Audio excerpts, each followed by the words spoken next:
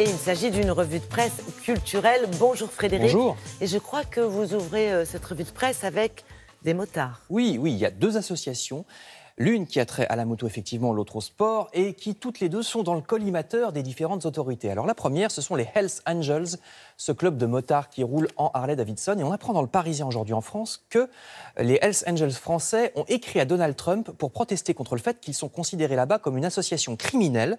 Par conséquent, un Hells Angel français ne peut pas se rendre aux États-Unis, par exemple pour parcourir à moto les routes de l'Ouest américain, parce qu'ils sont classés au même titre que la mafia russe, par exemple.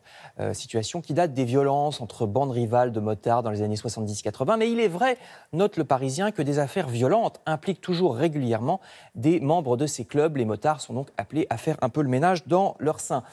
En revanche, on ne voit pas très bien pourquoi les autorités internationales du sport, cette fois-ci, en veulent à cette autre organisation, les Gay Games, manifestation sportive qui attire actuellement à Paris des centaines de milliers de spectateurs. Figurez-vous, explique Libération, que les instances officielles des Jeux Olympiques leur ont interdit de s'appeler les Gay Olympics, qui étaient prévus au départ, en français les Jeux Olympiques gays, alors que les Jeux Olympiques tolèrent, au contraire, qu'on utilise leur nom pour d'autres manifs, comme les JO de la police ou même les JO des chiens.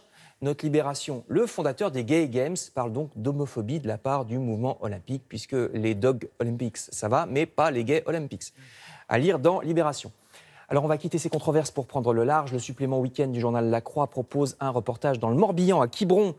Alors il s'agit de La Croix, donc le dossier s'intéresse particulièrement à la paroisse ou bien à la chapelle de la Vierge que vous voyez en photo. En tout cas, pour l'instant, Quiberon n'a pas à subir la même pression touristique que d'autres lieux, comme par exemple la Côte d'Azur, mais c'est un problème qui devient de plus en plus alarmant dans le monde, nous alertent les Échos. Menace pour l'environnement, car les bateaux et les avions polluent beaucoup et cette pression touristique est aussi une menace pour l'authenticité. De plus en plus d'endroits sont obligés de prendre des mesures. Par exemple, Amsterdam a interdit l'implantation de nouveaux magasins de souvenirs afin de préserver les derniers commerces du centre-ville. L'île grecque de Santorin a bloqué toute nouvelle arrivée de bateaux de croisière. La ville qui souffre le plus, c'est Venise. Le nombre d'habitants y a été divisé par 7 depuis l'après-guerre. Il n'y a plus que des touristes. Et la ville... paquebot. Oui, avec des paquebots énormes qui se garent juste devant la place Saint-Marc.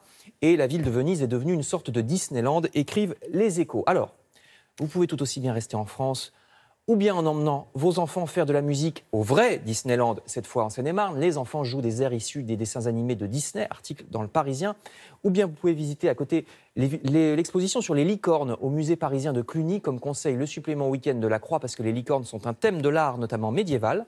Enfin, je termine par une autre créature fantastique, Elvis Presley, qui est l'objet ce soir d'une émission spéciale sur Arte à 22h40, comme nous le rappelle La Croix, ou bien l'Humanité. Merci beaucoup pour cette revue de presse culturelle.